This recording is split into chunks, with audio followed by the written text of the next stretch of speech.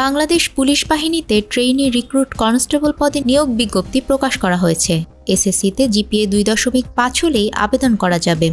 পূর্বের মতোই কোটাধারীদের জন্য শিথিল থাকছে আবেদন যোগ্যতা। তালাকপ্রাপ্তরা করতে পারবেন না আবেদন। আবেদন করা যাবে 1 অক্টোবর থেকে 15 অক্টোবর পর্যন্ত।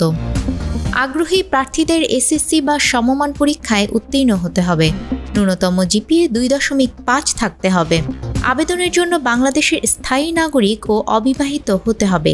2024 সালের 15 অক্টোবর তারিখে প্রার্থীর বয়স 18 থেকে 20 বছরের মধ্যে হতে হবে। এক্ষেত্রে বীর মুক্তিযোদ্ধা, শহীদ বীর মুক্তিযোদ্ধা ও বীরাঙ্গনার সন্তানদের জন্য বিদ্যমান কোটা অনুসৃত হবে। মেধা কোটার ক্ষেত্রে পুরুষ প্রার্থীর উচ্চতা 5 ফুট 6 ইঞ্চি হতে হবে। বীর মুক্তিযোদ্ধা, শহীদ বীর মুক্তিযোদ্ধা ও বীরাঙ্গনার সন্তান এবং ক্ষুদ্র নৃগোষ্ঠী কোটার ক্ষেত্রে 5 ফুট 4 ইঞ্চি।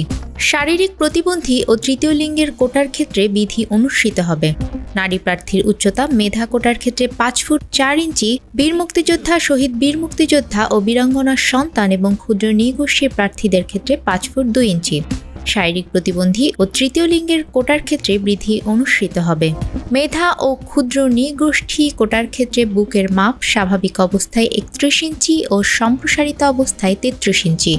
বীর মুক্তিযোদ্ধা, শহীদ বীর মুক্তিযোদ্ধা ও বীরাঙ্গনার সন্তানদের কোটার ক্ষেত্রে স্বাভাবিক অবস্থায় 30 ইঞ্চি ও সম্প্রসারিত অবস্থায় 31 ইঞ্চি। দৃষ্টিশক্তি 6/6।